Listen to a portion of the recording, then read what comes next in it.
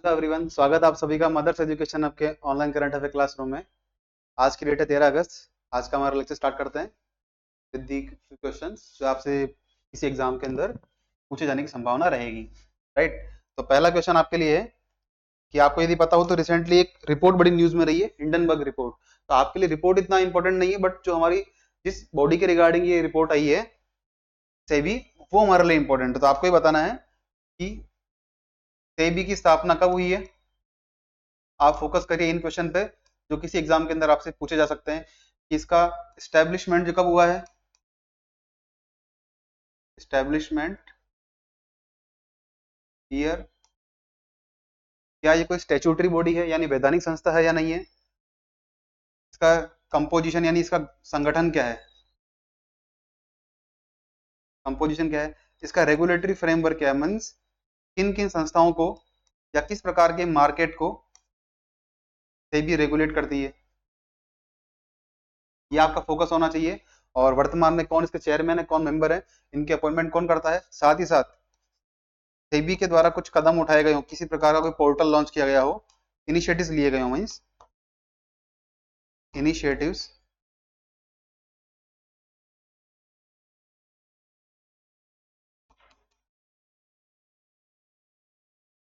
वो आप बताइएगा। जिस प्रकार सारथी नाम से अगर कोई पोर्टल है लॉन्च किया है, वो सेबी ने किया है नहीं है, ये आप फोकस करिए इन क्वेश्चन पे। इन क्वेश्चन की पूछे जाने की संभावना आपके लिए एग्जाम में ज्यादा रहेगी रादर देन हिंडनबर्ग रिपोर्ट।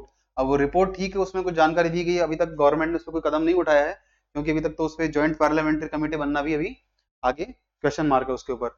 अच्छा, कल आपसे क्वेश्चन पूछा गया था कि भारत की ओर से, सॉरी आपके लिए क्वेश्चन ओलंपिक से भी है, पेरिस ओलंपिक से। इन पे आप फोकस करिएगा कि पेरिस ओलंपिक के अंदर इंडिया की ओर से कुल कितनी फीमेल गई हैं। तो 47, मेल कितने गए, 70। और साथ ही साथ हमने कितने स्पोर्टिंग इवेंट के अंदर पार्टिसिपेट किया है। जैसे कुल 32 गेम्स होते हैं, उसमें भारत ने कितना पार्टिसिपेट किया, 16 खेलों के अंदर पार्टिसिपेट किया, मींस 16 स्पोर्ट्स के अंदर। राइट। अब इसमें अलग अलग इवेंट होंगे, अलग अलग वेट कैटेगरी के अलग अलग तरह के कॉम्पिटिशन होंगे, उन्हें कहा जाता है इवेंट्स। तो आपको बताना है कि कितने इवेंट्स में भारत ने पार्टिसिपेट किया है, भारतीय खिलाड़ियों ने पार्टिसिपेट किया है, और कुल कितने मेडल के लिए हमने कंपटीशन में फाइट किया था। ऑलमोस्ट 95 मेडल्स थे जिनके लिए भारतीय टीम ने कॉम्पीट किया था, और उसमें से भारत को मिले बहुत ही कम 6 मेडल मिले हैं।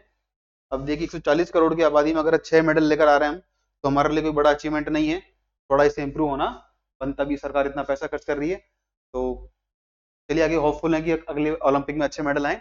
हमारा पहला क्वेश्चन है, the Gandhi Sarovar where recently avalanche occurred is located in which of the following state. हाल ही में क्या हुआ है, जून के महीने में एक गांधी सरोवर नाम से एक झील है, उसमें क्या हुआ है कि हिमस्खलन हुआ है। यदि आपको थोड़ा भी अंदाजा हो, अगर आप न्यूज पढ़ते रहे हो, तो किसी मंदिर के पीछे एवलांच यानी हिमस्खलन आता हुआ दिखाई दिया है। तो इसका राइट आंसर जो है ऑप्शन सी है, उत्तराखंड। उत्तराखंड में क्या हुआ, केदारनाथ मंदिर के पीछे पहाड़ियों पर हिमस्खलन देखा गया है। थोड़ी हम बात करते हैं इस प्रकार का, आपने अगर किसी प्रकार की इमेज देखी हो, ये इमेज बड़ी न्यूज में रही थी उन दिनों, आफ्टर मतलब जून एंड और जुलाई के फर्स्ट वीक में। तो देखिए एवलांच क्या होता है, हिमस्खलन होता है, मतलब कि अगर बड़ी बर्फ की शीट यानी आइस शीट जो है, अगर वो किसी ज्योग्राफी, किसी मेटामोर किसी ह्यूमन रीजन से या किसी जियोलॉजिकल रीजन से अगर वो डिस्प्लेस होती है, तो उसे कहते हैं हिमस्खलन कहते हैं। सिंपल आपको दिख रहा है, बर्फ की बड़ी मात्रा में बर्फ का टुकड़ा जो है वो नीचे फ्लो करता हुआ आ रहा है। राइट। देखिए है कहाँ ये, देखिए इसकी इसकी जो लोकेशन वो है केदारनाथ घाटी। केदारनाथ घाटी जो है, वहां पर हमें मेरू सुमेरु पर्वत श्रृंखला दिखती है। कौन सी है, इसका नाम याद रखिए, मेरू सुमेरु पर्वत श्रृंखला है, जो कि उत्तराखंड के गढ़वाल हिमालयन क्षेत्र में है। राइट। उसके नीचे क्या है, एक चोराबारी ग्लेशियर, और यहीं पर अवस्थित है गांधी सरोवर। So the avalanche occurred in the upper region of the Gandhi Sarovar, which is located in the Chorabari glacier below the snow covered। मतलब क्या है, उत्तराखंड के अंदर मेरू सुमेरु पर्वत श्रृंखला है, उसके दक्षिण भाग में, उसके निचले हिस्से में क्या स्थित है, एक चोराबारी ग्लेशियर, और वहीं पर स्थित है हमारा, उस चोराबारी ग्लेशियर के रीजन में स्थित क्या है, गांधी सरोवर। यहाँ पर हुआ है हिमस्खलन हुआ है। ये इमेज हमें शो करती है, इस प्रकार से हिमस्खलन हुआ था। लगभग ये मंदिर से 4 से 5 किलोमीटर दूरी पर है, कितना, 4 to 5 kilometre from the Kedarnath temple. Right. जो चोराबारी ग्लेशियर है उसे कहते हैं चोराबारी पामक ग्लेशियर भी कहते हैं। क्यों? और साथ में क्या है, ये हिमालय, उत्तराखंड का जो गढ़वाल हिमालय क्षेत्र है वहां पर अवस्थित है। और ध्यान रखिएगा, इस ग्लेशियर से क्या निकलती है? मंदाकिनी नदी। जो मंदाकिनी रिवर है, आगे पढ़ने वाले हैं इस रिवर के बारे में। ये रिवर कहाँ से निकलती है? चोराबाड़ी ग्लेशियर से। और मंदाकिनी रिवर के किनारे क्या स्थित है? Kedarnath temple. Right, Kedarnath temple कहाँ स्थित है? तो ध्यान रखिएगा, on the banks of river Mandakini. इसका ओरिजिनल नाम क्या था? चोराबाड़ी ताल, लेकिन धीरे धीरे इसका नाम बदल के क्या कर दिया गया? चोराबाड़ी, सॉरी, गांधी सरोवर कर दिया गया। क्लियर? अब थोड़ी हम बात करते हैं इस चोराबाड़ी ताल के बारे में, जिसका नाम है, सॉरी, गांधी सरोवर के बारे में। गांधी सरोवर क्या है? इसका नाम गांधी सरोवर क्यों रखा गया है? इसका रीजन ऐसा है कि जब 1948 में महात्मा गांधी का देहांत होता है तो कुछ अस्थियां उनकी इस गांधी सरोवर के अंदर भी विसर्जित की गई थी। साथ ही साथ ऐसी मान्यता है कि भगवान शिव ने, लॉर्ड शिव ने, अभी देखिए श्रावण का पवित्र महीना चल रहा है, तो भगवान शिव ने जो है सप्त ऋषियों को, इनको सप्त ऋषि को इसी सरोवर में क्या किया था? उन्होंने योग की शिक्षाएं दी थी। किनको?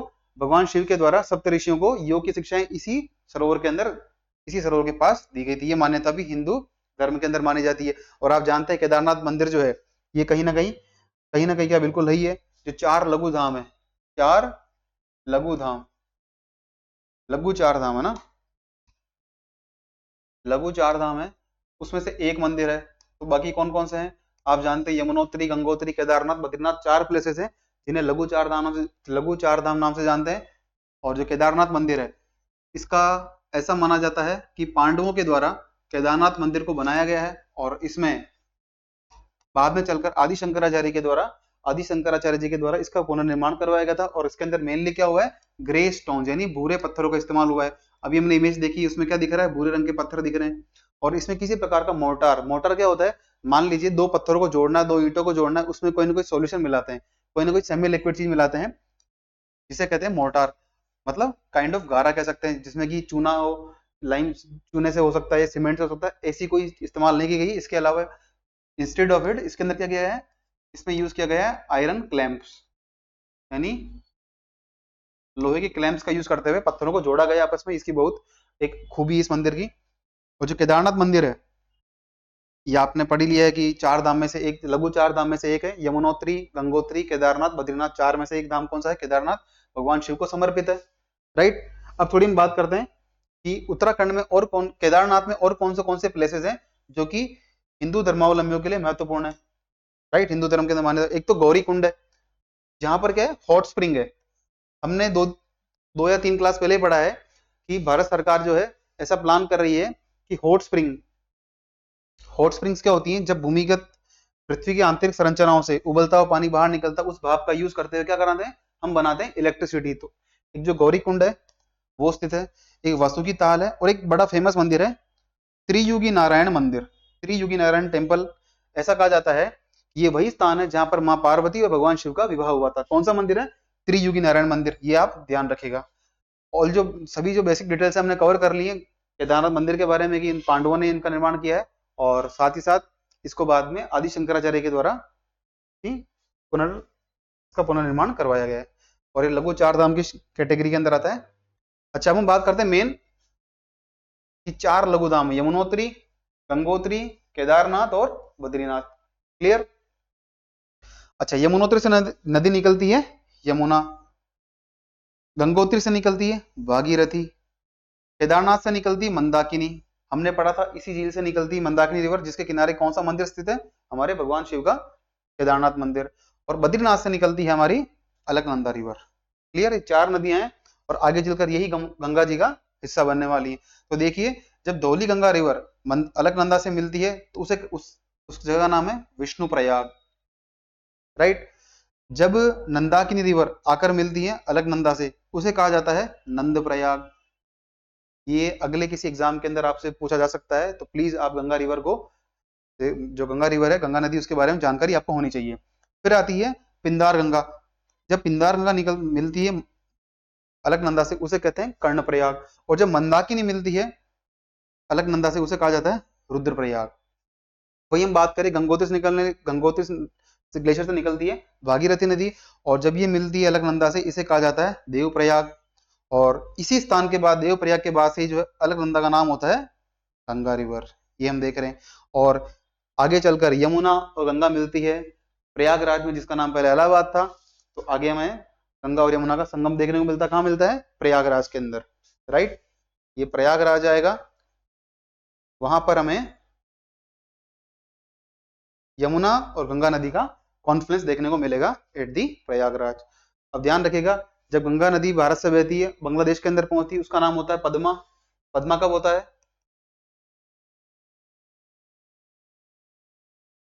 सॉरी, जमुना नाम होता है। इधर से गंगा रिवर आएगी, रिवर गंगा, और यहाँ से ब्रह्मपुत्र रिवर आएगी, ब्रह्मपुत्र नदी।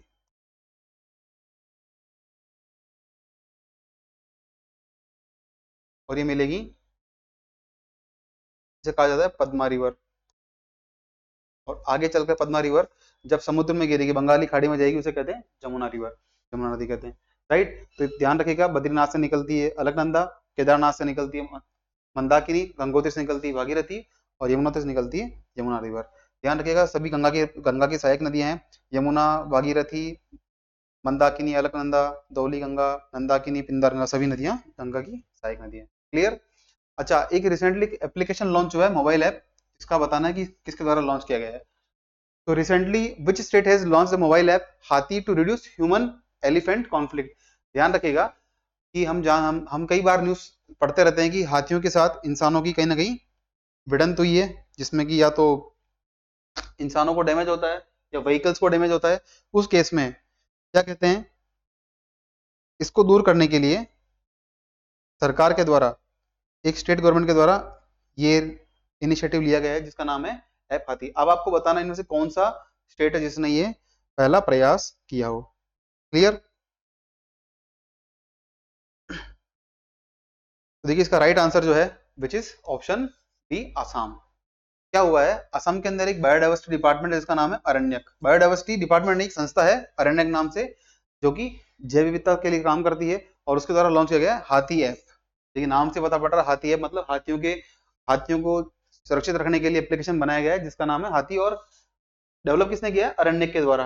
ये किसी सरकारी विभाग नहीं है, ये हमारी है बायोडाइवर्सिटी ऑर्गेनाइजेशन मतलब जैव विविधता संस्थान है, राइट। और ये क्या करेगा, एक ये देगा अर्ली वार्निंग सिस्टम। मान लीजिए कोई रूट है, इस रूट पर अगर अगर ये हाईवे है या स्टेट हाईवे, इससे मान लीजिए कोई व्हीकल जा रहे हैं, तो उन्हें क्या होगा, उन्हें अर्ली वार्निंग मिल जाएगी कि इस रूट पर हाथियों के आने की संभावना। बिकॉज क्या होता है, हाथियों को किया जाएगा लाइव ट्रैक, उन पर ट्रैकिंग डिवाइस लगाई जाती है ताकि पता पड़ सके हाथी का मूवमेंट किस तरफ है। उसके द्वारा लोगों को इन्फॉर्म किया जाएगा ताकि अलर्ट हो जाएं और वो जो ह्यूमन और एलिफेंट कॉन्फ्लिक्ट है उसको अवॉइड कर सकें। साथ ही साथ इसमें एक प्रावधान और किया गया है कि यदि मान लीजिए किसी एक्सीडेंट में किसी व्यक्ति की दुर्घटना होती है, उसके व्हीकल को डैमेज पहुंचता है, उस केस में क्या होगा, एक कंपनसेशन के लिए विक्टिम्स जो हैं और एक अप्लाई कर सकते हैं फॉर्म के माध्यम से, जिसमें कि उनको कोई ना कोई सरकार जो भुगतान कर पाए, कंपनसेशन मिल पाए due to elephant attacks, right. इसे लॉन्च किया गया 10 अगस्त को। इसे सहायता मिली है एसबीआई फाउंडेशन के द्वारा, state bank of India foundation ने इसमें सहयोग किया है। जो वर्ल्ड वाइल्ड लाइफ फंड है WWF, उसका अनुमान है कि अब भारत के अंदर जो एशियन एलिफेंट यानी एशियाई हाथी हैं, वो कम से कितने बचे हैं, 50,000 से भी कम बचे हैं। कुछ इंटरेस्टिंग फैक्ट्स हैं, आगे पढ़ने वाले हैं। साथ ही साथ एक वर्ल्ड एलिफेंट दिवस है, यानी विश्व हाथी दिवस कब मनाते हैं, ये मनाते हैं हम 12 अगस्त को, जो कि कल निकला है, इस दिन मनाते हैं विश्व हाथी दिवस। सरकार के द्वारा प्रोजेक्ट एलिफेंट। अब देखिए, अगर एलिफेंट की संख्या, हाथियों की संख्या कम हो जाएगी, कहीं ना कहीं हमारा इकोलॉजिकल बैलेंस है उसको नुकसान पहुंचेगा, पारिस्थितिकी तंत्र को। तो इसको सुरक्षित करने के लिए सरकार के द्वारा फरवरी 1992 में हमने क्या लॉन्च किया है, प्रोजेक्ट हाथी। ध्यान रखिएगा, प्रोजेक्ट टाइगर जो है वो लॉन्च किया था 1973 में, 1973 में। और हाथी परियोजना कब शुरू की है, for the protection of elephant in the month of February in 1992।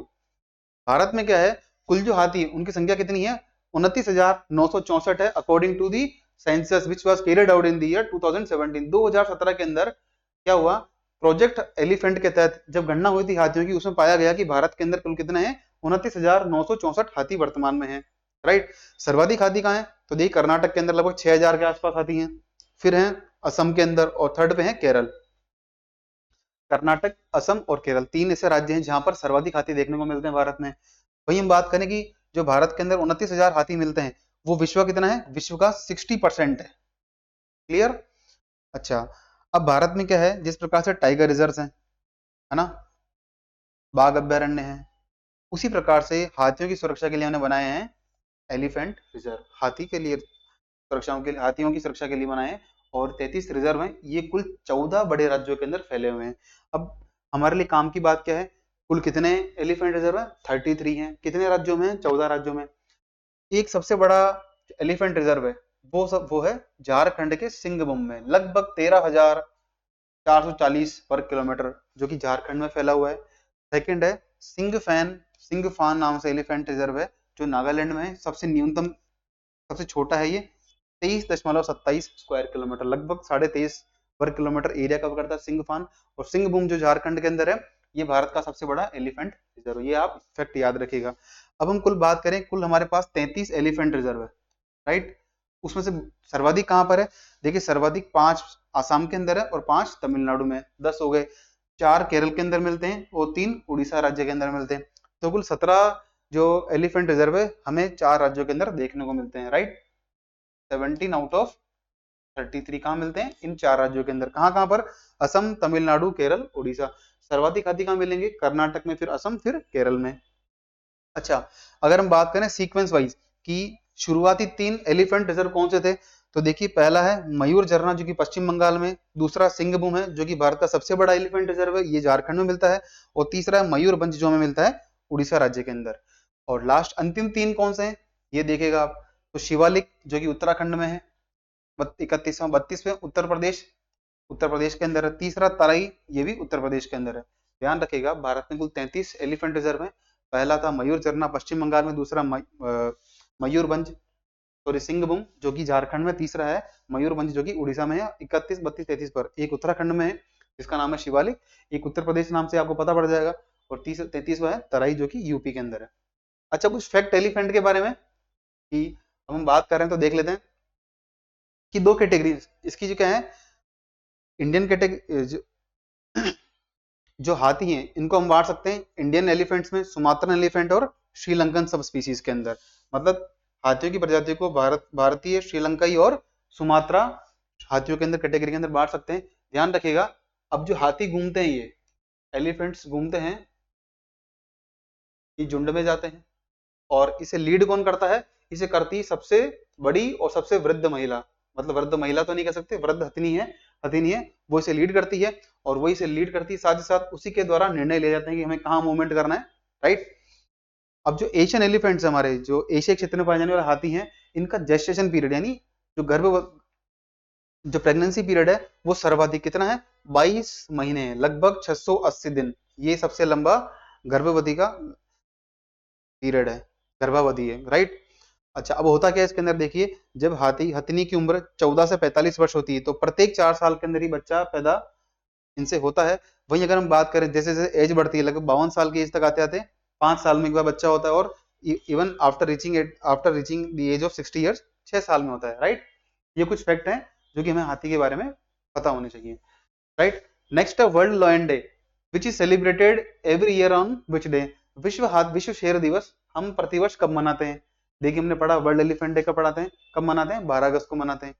6 अगस्त को देखिए, एक बड़ा ही इंपॉर्टेंट डे आता है, हिरोशिमा डे। क्या आता है? Hiroshima day. आपने सभी ने इसके बारे में पढ़ा होगा, हिरोशिमा नागासाकी के बारे में।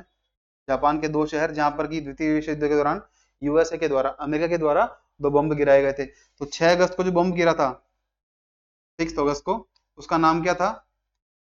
उसका नाम था लिटिल बॉय, लिटिल बॉय। और 9 अगस्त को क्या है? सेकंड बार बम गिराया गया, दूसरी बार, 6 अगस्त 1945 में। क्लियर? जिसका नाम था फैटमैन, फैटमैन। और ये जब बॉम्ब गिराए गए, तो पृथ्वी के, यानी धरातल से लगभग 600 मीटर ऊंचाई पर ये ब्लास्ट हुए थे। और 15 अगस्त को, 15 अगस्त को जापान ने सरेंडर कर दिया था। ये आप कुछ इंपॉर्टेंट डेट्स मार्क कर सकते हैं। जापान ने क्या किया?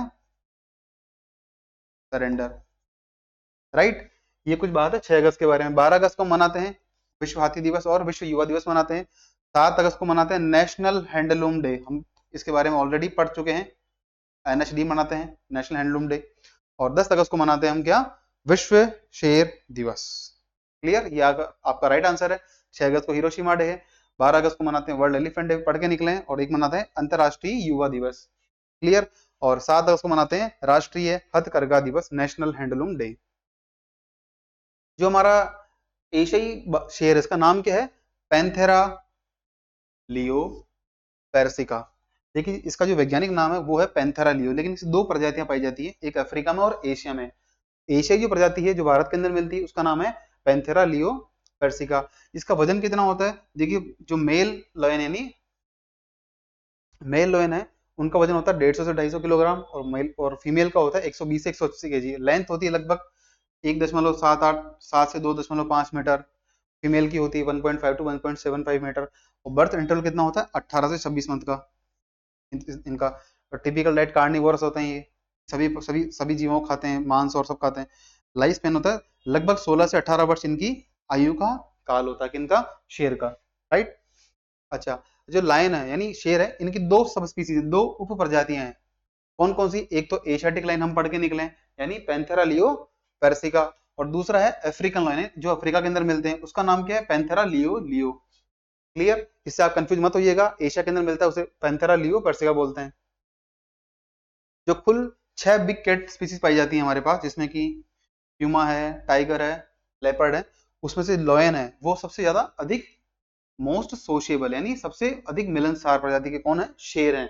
अब देखिए सबसे खतरनाक जानवर है पर ये सबसे अधिक मिलनसार है। और एक बार में शेर जो है लगभग 18 से 20 घंटे दिन में सो सकता है, और मोस्टली नाइट में अटैक करते हैं ताकि इनको जिस वो जो भी प्रे इनका जो भी जिस पे शिकार करने वाले हैं जीव पर उसको इसका अंदाजा ना रहे। राइट। अब जिस क्या होता है कि शेर ग्रुप में रहते हैं, समूह में रहते हैं, उन्हें बोलते हैं प्राइड्स। क्या बोलते हैं, प्राइड्स कहा जाता है, जो कि शेर ग्रुप में रहते हैं। अब ध्यान रखने की बात क्या है इसके अंदर, अब देखिए एक प्राइड के अंदर लगभग 2 से 3 सदस्य होते हैं, यानी 2 से 3 शेर शेरनी और उनके बच्चे होंगे, जिसमें क्या होगा 2 या 3 या 4 तो होंगे मेल लॉयन, ठीक है, और कुछ दर्जन या दर्जन से अधिक होगी फीमेल लॉयनेस या लॉयनेस कह सकते हैं, और कुछ होंगे उनके ऑफस्प्रिंग यानी बच्चे होंगे। राइट। अब जो लॉयनेस है यानी शेरनी है वो करती है लीड, और वो जीवन भर उसी प्राइड में रहती है जिससे उसका संबंध रहा हो। राइट। जिस एक बार ग्रुप की सदस्य बनती हैं लॉयनेस यानी शेरनी, वो जीवन पर्यंत उसी प्राइड का हिस्सा रहती है। लेकिन जो शेर है वो युवा होने के बाद अपनी टेरिटरी डिफाइन करने के लिए दे लीव आफ्टर बीइंग मैच्योर, वयस्क होने के बाद जो है वो किसी और प्राइड में चले जाते हैं और चाहते हैं कि वो टेरिटरी बनाए, अपना दमखम दिखाएं अलग शहरों को, वो बनाते अपनी to defend their own territory by marking with the urine यानी अपने मूत्र से, और roaring to scare off intruders यानी जो भी उनकी टेरिटरी में जो भी उनकी सीमा के अंदर हस्तक्षेप करते हैं, बिना परमिशन एंटर होते हैं, उनको दहाड़ कर जो भगाने का काम करता है कौन, शेर। ध्यान रखिएगा लगभग 5 मील तक यानी जो दहाड़ता है शेर तो 5 माइल्स तक 5 मील तक इसकी दहाड़ सुनाई देती है। ये कोई इंटरेस्टिंग फैक्ट है। अच्छा हंटिंग के साथ साथ क्या होता है, देखिए शिकार कौन करता है, शेरनी शिकार करती है, और साथ ही साथ जो उनके ऑफ स्प्रिंग्स यानी उनके बच्चे हैं उनको संभालने का काम कौन करती है, वो भी शेरनी करती है। राइट। लगभग 2 साल के अंदर जो है शेरनी एक बच्चे को जन्म देती है, और एक बार में लगभग 1 से 4 उनके बच्चे कब्ज हो सकते हैं। राइट। हमने पढ़ लिया है लाइंस जो है शेर एक ग्रुप में रहती है, प्राइड्स बोलते हैं। लगभग मेल लाइंस इनका वजन कितना होता है, 150 से 250 किलोग्राम होता है, इन्हें जंगल का राजा कहते हैं। फीमेल जो है हमेशा उसी प्राइड में रहती है जिससे बिलोंग करती हैं, और वहीं हम बात करें मेल लॉयन की तो वो वहां से छोड़कर चल जाते हैं, और इनके दहाड़ने की आवाज लगभग 5 मील तक सुनाई देती है। और एक दिन में जो है लॉयन लगभग 20 घंटे रेस्ट कर सकता है यानी सो सकता है। राइट। और 4 घंटे में सारा खेल तबाह कर देगा ये जगह जब जब जगता है। और लॉयन जो मेल लॉयन है ये अपनी टेरिटरी को हमेशा मार्क करते रहते हैं, ये अपने जिस प्रकार टाइगर करते हैं सेम वैसे करते हैं। टाइगर क्या करते हैं, अपने पग मार्क से जो पद चिन्ह है उनके उससे करते हैं, साथ साथ जो यूरिन है उससे करते हैं, और एक स्मेल छोड़ते हैं, वो उस स्मेल से भी क्या होता है पता लगता है कि ये किसी पर्टिकुलर टाइगर का या लॉयन का हिस्सा है। क्लियर। और जो शेर होते हैं क्या करते हैं, मोस्टली रात में शिकार करते हैं जिससे कि इनको आसानी से शिकार मिल जाए। देखिए इंडिया जो है भारत के अंदर मिलते हैं एशियाटिक लाइन यानी एशियाई शेर मिलते हैं भारत के अंदर, और वो भी कहाँ मिलते हैं, ओनली इन दी गिर फॉरेस्ट। गुजरात के जो गिर जंगल है वहीं मिलते हैं हमें एशियाई शेयर भारत के अंदर मिलते हैं। देखिए अच्छी बात यह है कि 2015 में जहां भारत में कुल शेयरों की संख्या 523 थी, 2020 में बढ़कर ये लगभग लगभग 674 पहुंच चुकी, जो ये दिखाता है कि भारत सरकार ने जो प्रयास किया है वो सराहनीय है और इस कदम में इस और अच्छा प्रयास किया गया है। सरकार के द्वारा प्रोजेक्ट लॉन्च शुरू किया गया है। ये कब किया? 15 अगस्त 2020 को। ये डेट आप याद रखिएगा। हमने 3 पढ़े हैं प्रोजेक्ट अब तक। एक पढ़ा है प्रोजेक्ट टाइगर जो 1973 में शुरू हुआ था। प्रोजेक्ट एलिफेंट पढ़ा है हमने जो हुआ है फरवरी 1992 में। और तीसरा हम पढ़ रहे हैं प्रोजेक्ट लॉयन जो शुरू हुआ है 15 अगस्त 2020 को। क्लियर? अच्छा, वर्ल्ड लॉयन डे ये कब मनाते हैं? विश्व शेर दिवस कब मनाते हैं? हमने पढ़ा 10 अगस्त को मनाते हैं। इसकी शुरुआत कब होती है? 2013 में, जब एक विश्व की सबसे बड़ी सेंचुरी जो कि यानी अभयारण्य जो कि समर्पित है किसको? शेरों के संरक्षण के लिए, जिसका नाम है big cat reserve, big cat rescue, BCR, इसके द्वारा बिग कैट रेस्क्यू है। ये सबसे बड़ी सेंचुरी है जिसका उद्देश्य क्या है कि शेरों को बचाना, शेरों के लिए संरक्षण का काम करना। इसके द्वारा 2013 में शुरुआत हुई है एज दी 10 अगस्त को as a world lion day, विश्व शेर दिवस। अच्छा, एक हमने अलायंस किया, समझौता किया है, international big cats alliance, international big cats alliance, IBC alliance है। ये क्या है? ये विश्व के जो इसकी शुरुआत हुई है अप्रैल 2013 में। लगभग 97 रेंज कंट्रीज हैं विश्व की, 97 देश, ऐसे देश जहां पर शेर पाए जाते थे या पाए जाते हैं। उन देशों के अंदर शेरों को, जो शेर हमारे बिग कैट्स हैं, में लेपर्ड भी आते हैं, हमारे टाइगर भी आते हैं, उन सभी का करना संरक्षण, ये इसका काम है। किसका? इंटरनेशनल बिग कैट्स अलायंस का। भारत इसका मेंबर बिल्कुल है। अच्छा, नेक्स्ट हम बात करते हैं स्पेस मिशन के बारे में जिसका नाम है ज्यूस मिशन। ये पीने वाला जूस नहीं है, जुपिटर वाला जूस है। ये हमारा जो बृहस्पति ग्रह है उसके उससे इसका संबंध है। तो ये लॉन्च किसने किया था? ये लॉन्च किया था लास्ट ईयर 2023 में, लगभग अराउंड अप्रैल या मई 2023 में इसको लॉन्च किया गया था। अब आपको बताना है किसने लॉन्च किया है। पहला ऑप्शन नासा है, national aeronautics and space administration, जो कि यूएसए की संस्था है। जिस प्रकार से भारत का इसरो है वैसे ही यूएसए का है नासा। सेकंड है Japan aerospace exploration agency, JAXA, जो कि जापान की अंतरिक्ष संस्था है। थर्ड हमारा यूरोपियन स्पेस एजेंसी है, यूरोपीय अंतरिक्ष एजेंसी। बिल्कुल इसका राइट आंसर सी है, क्योंकि यूरोपियन स्पेस एजेंसी के द्वारा अप्रैल 2023 के अंदर जो जुपिटर ग्रह है, बृहस्पति ग्रह, उस पर लाइफ अवेलेबल है कि नहीं है, मतलब उस पर तो नहीं, उसके जो मून है, यानी उसके जिस प्रकार भारत का सैटेलाइट, पृथ्वी का सैटेलाइट क्या है? चंद्रमा है, उसी प्रकार जुपिटर के कुल 4 सैटेलाइट्स हैं, 4 मून है, जिसका नाम है गैनीमेड, कैलिस्टो, एक आयो भी है, आयो, और एक यूरोपा। 4 सबसे बड़े ग्रह हैं। जो 4 सबसे बड़े इसके मून है जुपिटर के, उन पर पता लगाने के लिए मिशन जो है जिसका नाम है Jupiter IC moon explorer, Jupiter IC moon explorer. इसका ऑब्जेक्टिव ये है हमें पता लगाना कि गैनीमेड, कैलिस्टो और यूरोपा, इन जगहों पर, ये जो मून है जुपिटर के, इन पर क्या पानी की अवेलेबिलिटी है, पानी की उपलब्धता है, क्या वहां जीवन संभव है या नहीं, ये पता लगाना। राइट? तो क्या होगा इसके अंदर? To find out whether Ganymede can host life, क्या गैनीमेड जो है, पर्टिकुलर गैनीमेड है, ये इस पर लाइफ है कि नहीं है। राइट? अब तक कुल जो 9 स्पेस क्राफ्ट हैं वो जा चुके हैं जुपिटर को, लेकिन 7 जो थे उन्होंने फ्लाई बाय किया, मतलब उसके पास से गुजरे हैं, उसकी जो ऑर्बिट है, उसकी कक्षा है, उसके अंदर उन्होंने प्रवेश नहीं किया है अब तक। केवल 2 ने किया है। जो पहला था गैलीलियो प्रोब, जो कि यूएसए के नासा द्वारा लॉन्च किया गया था। राइट? और दूसरा है 2016 के अंदर लॉन्च किया गया नासा का ही जूनो मिशन। क्लियर? अभी क्या होगा? 19 और 20 अगस्त हम पढ़ क्यों रहे हैं? क्योंकि 19 और 20 अगस्त को क्या होगा? 19 तारीख को क्या करेगा ये जो जूस मिशन है, जूस स्पेसक्राफ्ट है, ये चंद्रमा के पास से होकर निकलेगा बहुत नजदीक से, और 20 अगस्त को जो पृथ्वी है उसके बहुत करीब से होकर निकलेगा। इसलिए हम इसको पढ़ रहे हैं, इसका अदरवाइज इसका कोई रिलेवेंस वर्तमान में है नहीं। आपको इतना पता होना चाहिए किसने लॉन्च किया। जुपिटर ग्रह है हमारे लिए, बृहस्पति ये हमारे लिए इंपॉर्टेंट है। ये पूरे सोलर सिस्टम का सबसे बड़ा ग्रह, हम बिल्कुल जानते हैं अच्छी तरह से इसको। और नंबर में 5वां ग्रह, सूर्य से 5वां ग्रह। इसके बाद जुपिटर, सैटर्न, यूरेनस और नेपच्यून 4 ग्रह हैं। इन्हें कहते हैं जोविन या गैस प्लैनेट, यानी ऐसे प्लैनेट्स जहां पर क्या है, गैस मिलती है। कौन कौन सी? मोस्टली हीलियम और हाइड्रोजन गैस मिलती है। इन्हें गैसीय ग्रह कहा जाता है। किसको? जुपिटर, सैटर्न, यूरेनस, नेपच्यून को। इन्हें या तो जाइंट जाइंट प्लैनेट्स कहते हैं या फिर जोविन और गैस प्लैनेट कहते हैं। जो जुपिटर है, इसे कुल 75 मून देखे गए हैं, जिसमें 4 जो सबसे बड़े हैं उन्हें कहा जाता है गैलीलियन सैटेलाइट। मतलब क्या है कि जो एस्ट्रोनॉमी के अंदर थे गैलीलियो, इनके द्वारा गैलीलियो के लगभग 1600 के आसपास जो है इन्होंने खोज की थी कि इसके इतने सारे मून्स अवेलेबल हैं, किसके, जुपिटर के। तो नाम कौन कौन से 4 देख लिए, आयो, यूरोपा, गैनीमेड और कैलिस्टो। तो वर्तमान में जो जूस मिशन है वो 3 पर गया है, यूरोपा, गैनीमेड और कैलिस्टो। और मोस्टली गैनीमेड पे पता करने के लिए क्या वहां लाइफ अवेलेबल है कि नहीं है। उसका चौथा ग्रह कौन सा है, चौथा मून है आयो, right. What is India rank in organ transplantation globally. विश्व स्तर पर भारत का अंग प्रत्यारोपण में कौन सा स्थान है। तो ध्यान रखेगा, भारत का आंसर, इसका भारत का स्थान है ऑप्शन, सॉरी ऑप्शन डी है ये, इसका दूसरा नहीं है, राइट, ऑप्शन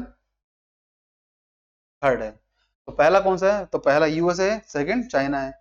वही हम बात करें अंगदान की, तो अंगदान ऑर्गन डोनेशन में जो है, ऑर्गन डोनेशन यानी अंगदान, अंग प्रत्यारोपण और अंगदान अलग अलग है। ऑर्गन डोनेशन में स्पेन सबसे प्रथम स्थान पर है, क्लियर। अंग प्रत्यारोपण के अंदर यूएस और चीन के बाद जो भारत, इसका तीसरा स्थान आता है। ये किसके द्वारा बताया गया है, it has been declared by the global observatory and donation and transplantation website, GODT website है। इसका यही काम है कि विश्व में कहां कहां पर अंग प्रत्यारोपण होते हैं उसकी जानकारी देना, और उसके अनुसार भारत का विश्व में तीसरा स्थान है। ध्यान रखिएगा, वर्ष 2010 से हम मना रहे हैं 3 अगस्त को इंडियन ऑर्गन डोनेशन डे, यानी राष्ट्रीय अंगदान दिवस। हम पढ़ चुके हैं, एक व्यक्ति, जब मृत व्यक्ति के द्वारा अंग का दान होता है, उसका शरीर दान होता है, उससे 8 लोगों को जीवन मिलता है। ये तो मिलता है महत्वपूर्ण अंगों से, इसके अलावा जो हमारी स्किन होती हैं उनसे भी कई लोगों के जीवन बच सकता है। जब इस प्रकार के बर्निंग केस हो, एसिड अटैक्स के हो, या फिर एक्सीडेंटल केस हो, उसमें स्किन का भी यूज होता है। तो ध्यान रखिएगा, 2010 से हम क्या मना रहे हैं, राष्ट्रीय अंगदान दिवस। कब, अगस्त 3 को मनाते हैं।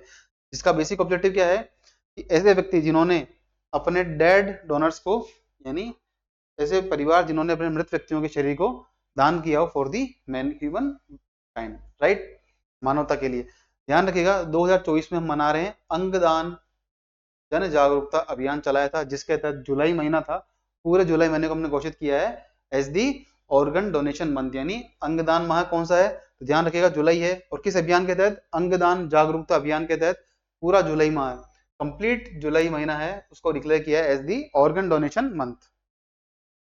अब इसका महत्व क्यों है, हम इतनी बात क्यों कर रहे हैं अंगदान करना चाहिए, उसके पीछे फैक्ट है, उसके पीछे रीजन ये है कि मान लीजिए कोई भी मृत व्यक्ति है, अगर उसका शरीर का अंगदान के उसके अंगदान किए जाए तो ऑलमोस्ट 8 लोगों के जीवन को बचा सकता है। जिसमें कि मेनली क्या होता है, किडनी, लीवर, लंग्स यानी फेफड़े, हार्ट, हृदय, पेंक्रियाज और इंटेस्टाइन, आंतें वगैरह, आंत वगैरह अगर हम दान करें तो उससे 8 लोगों का जीवन बच सकता है। साथ ही साथ ऐसे कुछ उत्तक हैं, टिश्यूज हैं, जिनके दान करने से, जिनको डोनेट करने से कई लोगों के जीवन में सुधार आ सकता है। क्या क्या हो सकते हैं, हार्ट के वॉल्व्स हम जानते हैं अटैक्स आते हैं, उसके बाद बोन्स, स्किन, कॉर्निया, इनसे क्या हो सकता है, ये हमारे टिश्यूज हैं, उत्तक हैं, जिनके द्वारा किसी भी इंजर्ड व्यक्ति को, एक्सीडेंटल व्यक्ति के जीवन में हम नया कुछ जीवन के अंदर नई जीवन की उम्मीद दे सकते हैं, क्लियर।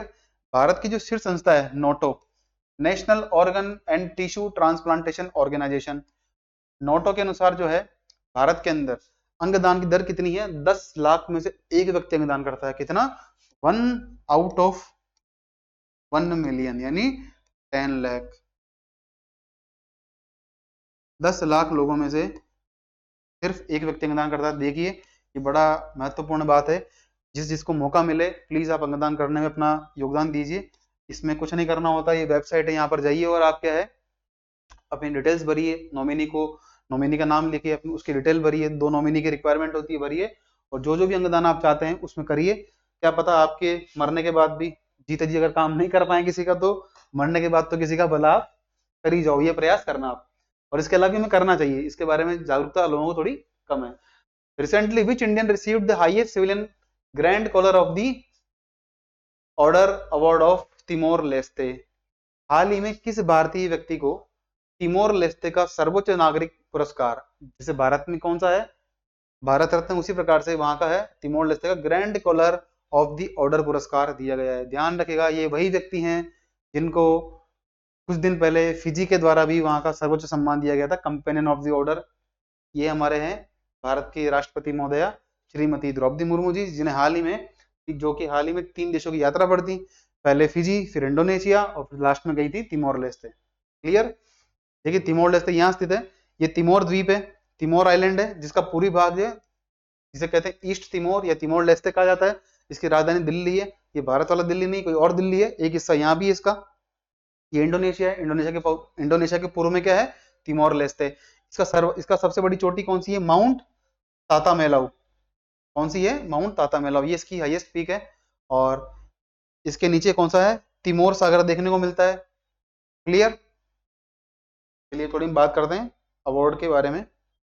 अच्छा, अब कौन सा अवार्ड है? ये है the grand collar of the order of Timor Leste. ये अवार्ड दिया गया है भारत के राष्ट्रपति महोदया श्रीमती द्रौपदी मुर्मू जी को। और वो किसने दिया है?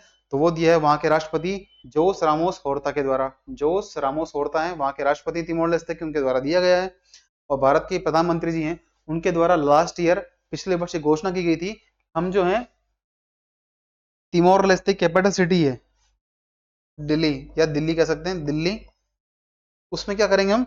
We will open and Indian embassy, यानी भारतीय दूतावास खोलने की बात की गई थी भारत के प्रधानमंत्री के द्वारा लास्ट ईयर 2023 में in the Timor Leste capital Dili. Clear. ये आपको पता पड़ चुका मैप से कि कहाँ लोकेटेड है। ये हमारा साउथ ईस्ट एशिया, यहाँ पर ये स्थित है तिमोर लेस्ते, इंडोनेशिया के पूर्व के अंदर। Which state government has approved logistic policy.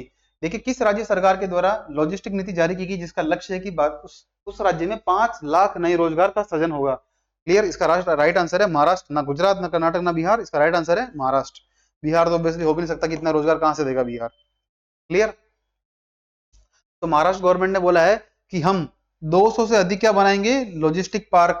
Logistic park वो होंगे जहां पर क्या होगा कि, अब आपने कई बार पढ़ा होगा कि गुड्स एंड कैरियर ट्रक्स होते हैं, कई सारा सामान होता है जो कि किसी एक स्टेट से किसी दूसरे स्टेट में जा रहा हो या भारत से कहीं बाहर जा रहा हो, उसको सुविधा देने के लिए लॉजिस्टिक पार्क बनाए जाते हैं, जहां पर की है ट्रक्स लोडिंग और अनलोडिंग कर सके अपने प्रोडक्ट की। कुछ कॉम्प्लेक्स बनाए जाएंगे, साथ ही साथ truck terminals with the integrated facility, यानी एकीकृत सुविधाओं के साथ, जहां पर क्या होगा? लॉजिस्टिक पार्क होंगे, कॉम्प्लेक्स होंगे और ट्रक टर्मिनल्स होंगे, यानी ट्रक आकर अपना सामान लोड कर सके, अनलोड कर सके, इस प्रकार की सुविधाएं दी जाएगी by the government of Maharashtra. ये इससे क्या होगा?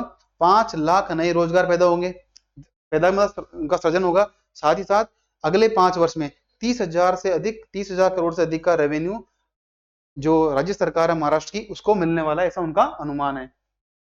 क्लियर। अच्छा, अब इसमें एक एजेंडा और है कि अभी वर्तमान में क्या है, महाराष्ट्र के अंदर जो लॉजिस्टिक कॉस्ट है, यानी मान लीजिए 100 रुपए का सामान जा रहा है, तो उसमें 14 से 15 रुपए क्या होता है? ट्रांसपोर्टेशन है। मतलब प्लेस ए है, ए नाम की जगह है, और हमें सामान ले जाना, गुड्स ले जाना बी नाम के प्लेस पर, तो ट्रांसपोर्टेशन कॉस्ट आती है वो कितनी है? 14 से 15 रुपए। इससे घटाकर इसे कितना कम करना है?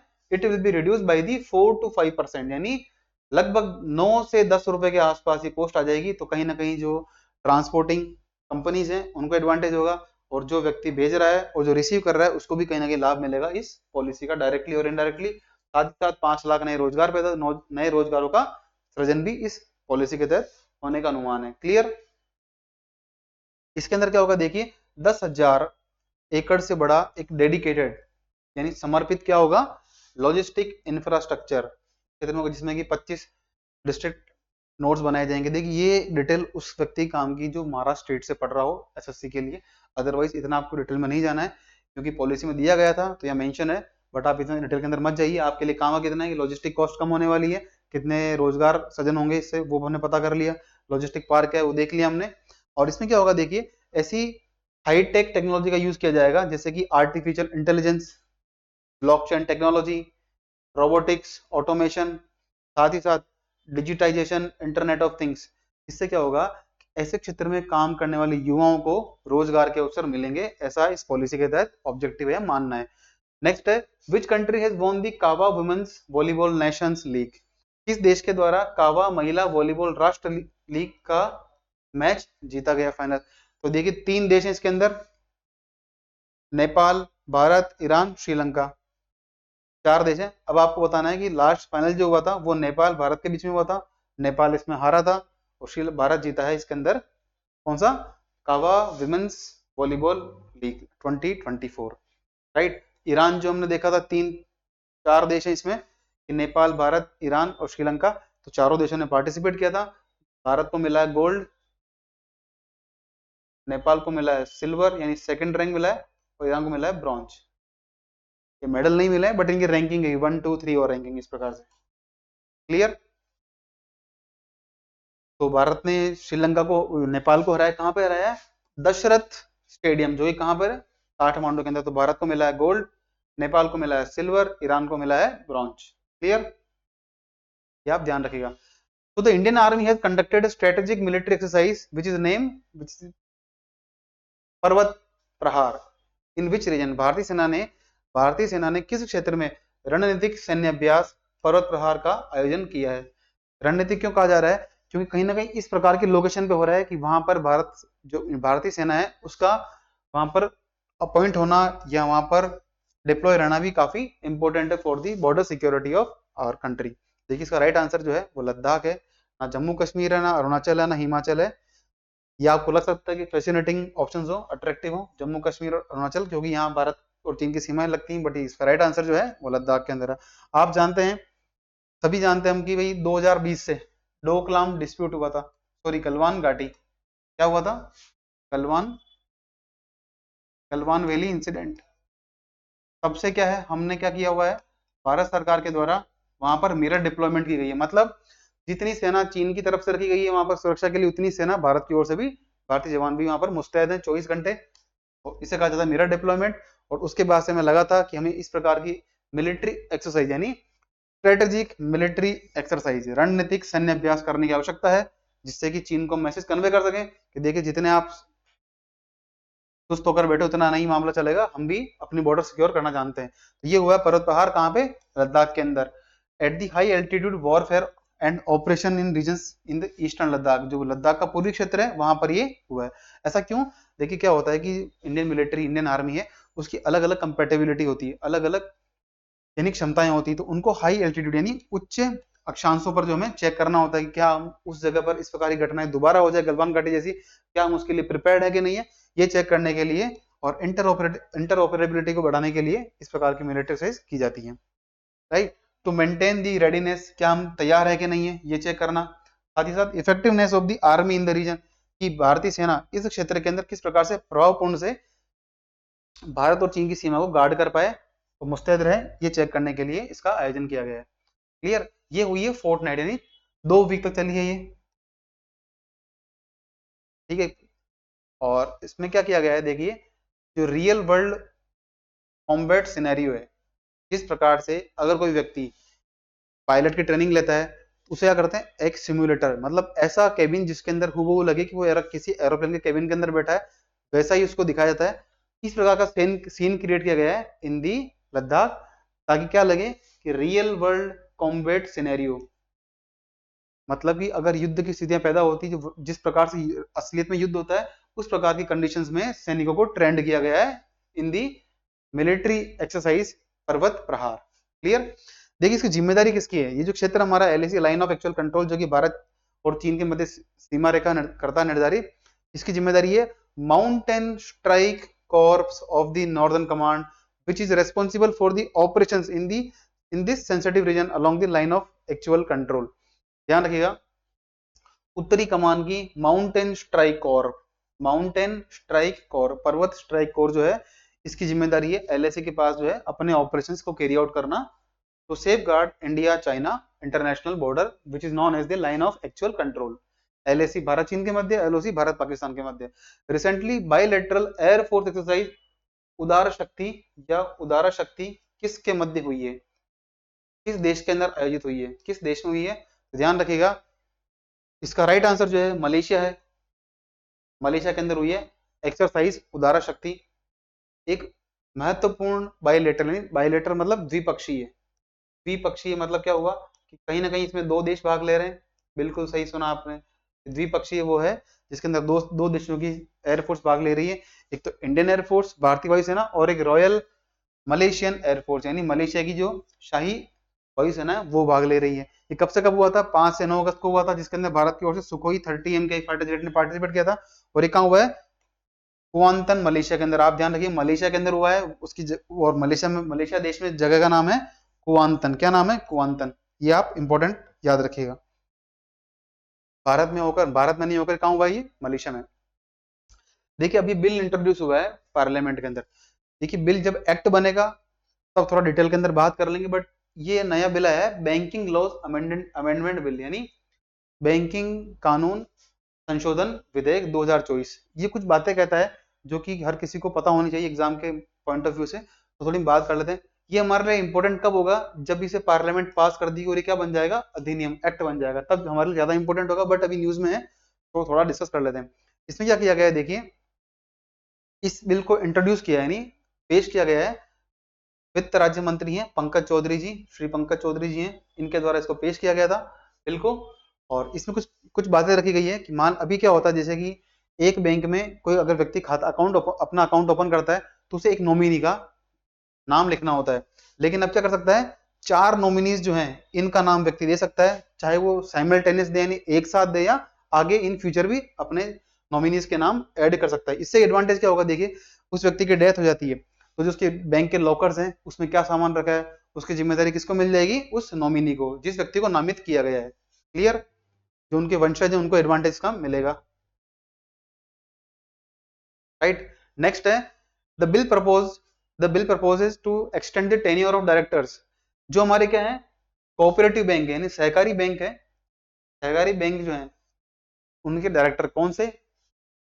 एक होते हैं चेयरमैन, इनको हटा करके, एक होते हैं फुल टाइम डायरेक्टर्स, इनको छोड़ करके जो है इनका वर्तमान में कार्यकाल 8 साल का है, इसे कितना करना? 10 साल करना, कि सहकारी बैंकों के निदेशकों का कार्यकाल कितना कर दिया जाए? 10 वर्ष कर दिया जाए। किन्हें छोड़कर? अध्यक्ष को छोड़कर, और ऐसे डायरेक्टर, ऐसे निदेशक जो कि फुल टाइम मेंबर हो, इनको छोड़ करके सभी निदेशकों का कार्यकाल कितना? 10 वर्ष हो जाए। क्लियर? अच्छा, इसमें एक प्रावधान और प्रपोज किया गया है कि क्या किया जाए?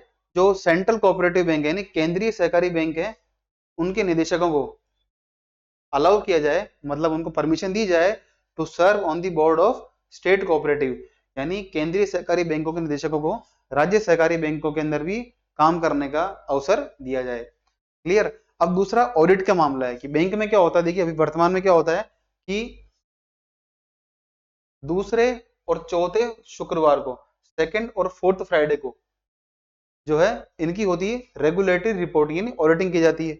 ये कब होनी चाहिए? अब होनी चाहिए 15 तारीख को, और एक होनी चाहिए लास्ट डे, यानी 30 तारीख को, 28 तारीख को, यानी फरवरी का महीना में 28 तारीख आ सकती है उस दिन हो, या 31 तारीख को हो। ध्यान रखिए वर्तमान में क्या ऑडिटिंग का जो पैटर्न रिपोर्टिंग का वो कितना है? वो क्या है? सेकंड और फोर्थ फ्राइडे, दूसरा और चौथा शुक्रवार है उस दिन की जाती है, इसको चेंज करना, और 15 तारीख और महीने का अंतिम दिन, ये 2 डेट प्रपोज की गई है इन दी प्रपोज्ड बिल। क्लियर? अच्छा, एक इसमें बात की गई है investor education and protection fund, यानी निवेशक शिक्षा एवं सुरक्षा कोष, इसकी स्थापना की गई है, जिसका उद्देश्य क्या है कि मान लीजिए कोई ऐसा निवेशक जिसने, जो उसको लाभांश मिले, डिविडेंड मिले हो, शेयर्स हो, इक्विटी हो, उसे लाभ मिला हो, उसने 7 साल तक क्लेम ही नहीं किया हो, मतलब पिछले 7 साल से उसने लगातार उसको उसको अपने रिडीम नहीं किया हो, उसको यूज नहीं किया हो, उसे अपने खाते में ट्रांसफर नहीं कराया हो, तो क्या होगा? वो आईईपीएफ एक प्रकार का फंड है, निवेशक शिक्षा एवं सुरक्षा फंड, जिसके अंदर क्या होगा? वो पैसा चल जाएगा, और जब व्यक्ति चाहेगा निवेशक उससे फंड को रिक्लेम कर सकता है, एक सुविधा दी गई है। क्लियर? और नेक्स्ट बात की गई है कुछ जो एक्ट है हमारे, जैसे आरबीआई एक्ट 1934 है, बैंकिंग रेगुलेशन एक्ट है, बैंकिंग विनियमन अधिनियम 1949 का है, state bank of India SBI act 1955 का है, दूसरा है बैंकिंग कंपनीज का एक्ट 1970-1980 का। इनमें कुछ ना कुछ संशोधन किए जाएंगे, ऐसा इस बिल के अंदर प्रावधान किया गया है। अच्छा, ये इंपॉर्टेंट न्यूज है हमारे हमारे लिए। आपने कुछ दिन पहले हमने पढ़ा था ब्यूरो ऑफ इंडियन स्टैंडर्ड, यानी भारतीय मानक ब्यूरो, जिसके द्वारा कौन सी स्कीम थी? एक इको मार्क, आपको याद होना चाहिए। इको मार्क स्कीम वो है जिसपे एक लोगो बना हुआ होता है, जिसका मतलब ये है कि उस उत्पाद को बनाने में पर्यावरण को किसी प्रकार का नुकसान जो है नहीं पहुंचाया गया, वो इको मार्क स्कीम थी। वही बीआई संस्था स्टेब्लिश करना चाह रही है एक आयुष स्टैंडर्डाइजेशन डिपार्टमेंट, यानी आयुष मानकीकरण विभाग, जिसका बेसिक ऑब्जेक्टिव क्या होगा? जो आयुष पद्धति है हमारी, जिसमें क्या होती है?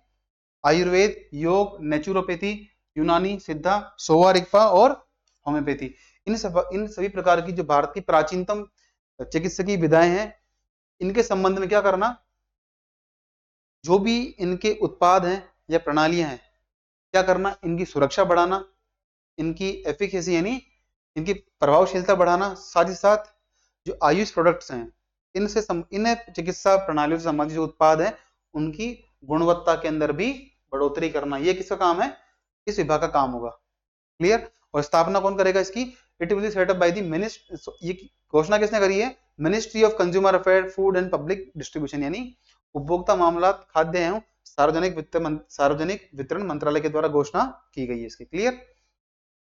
अब अच्छा, दूसरा है BIS संस्था है, भारतीय मानक ब्यूरो, इसके वर्तमान में महानिदेशक कौन है, प्रमोद कुमार जी हैं। ये आप नाम याद रखिएगा, प्रमोद कुमार जी। BIS वही संस्था है जिसके द्वारा क्या होता है, ई-कॉमर्स स्कीम लॉन्च की गई है, जिसका ऑब्जेक्टिव है कि ऐसे प्रोडक्ट्स जो कि एनवायरमेंट फ्रेंडली हो, इनको प्रमोट किया जाए।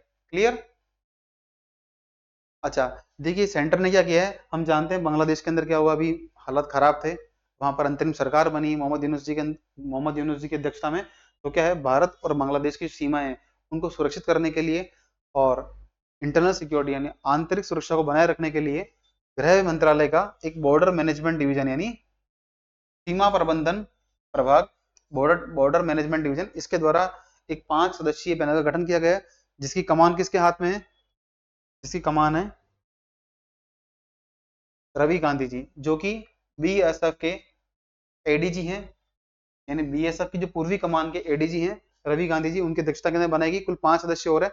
अभी कौन कौन लोग हैं हमारे लिए इतना इंपॉर्टेंट नहीं होते हैं, चीफ कौन होंगे, इसकी अध्यक्षता होगी रवि गांधी जी के द्वारा, जो कि BSF की पूरी कमान के क्या है, एडिशनल डायरेक्टर जनरल यानी अतिरिक्त महानिदेशक है।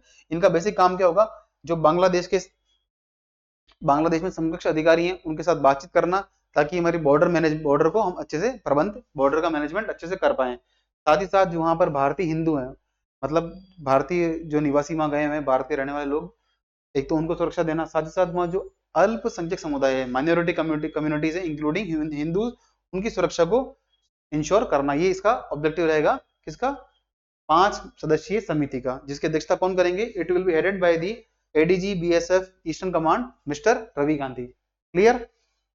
चलिए हमारी क्लास यही समाप्त करते हैं आज की, टाइम भी हो चुका है। आपके लिए कुछ प्रश्न दिए थे, वो आप उनका पता करने का प्रयास करिएगा। और एक प्रश्न और आपके लिए है, आपको ये बताना है कि लेक तुर्काना ये किस देश में स्थित है, लेक तुर्काना किस कंट्री के अंदर, किस देश में स्थित है, ये न्यूज में रही थी लेक तुर्काना, ये आपको पता होना चाहिए। और जैसा आपसे पूछा गया था लास्ट शुरुआत में सेबी के बारे में, तो बताइएगा सेबी का किस वर्ष में स्थापना हुई, चेयरमैन कौन है, जिन पर प्रश्न उठे, और इसका संगठन यानी कंपोजिशन क्या है, ये आप पता लगाइएगा। Instead of reading huge articles about the Hindenburg report, Hindenburg की रिपोर्ट पढ़ने से ज्यादा बढ़िया है कि आप सेबी के बारे में पढ़ें, प्रश्न सेबी से ही पूछा जाएगा। और सेबी किस किस विभाग को रेगुलेट करता है ये पता होना चाहिए। क्या सेबी जो है स्टेचुटरी बॉडी यानी वैधानिक संस्था है या संवैधानिक संस्था, ये पता होना चाहिए आपको। और इसका हेडक्वार्टर कहाँ है, ये आप कुछ बेसिक डिटेल्स जो है पता करिए। कोई इनिशिएटिव लिया गया हो सेबी के द्वारा टू इनिशिएटिव, जिसका बेसिक उद्देश्य क्या हो, कोई नवाचार ऐसा किया गया हो जिसके द्वारा जो निवेशक हैं उनको जागरूक किया जाए, उनको जागरूक कर सके या उन्हें शिक्षित कर सके, ये आप प्रयास करिएगा सेबी के बारे में पढ़ने का। और साथ ही साथ लेक तुर्काना किस देश के अंदर अवस्थित है, 2 प्रश्न आपके लिए। चलिए तब अगली क्लास में मिलते हैं, तब तक आप पढ़ते रहिए, बी कॉन्फिडेंट, बी फाइन।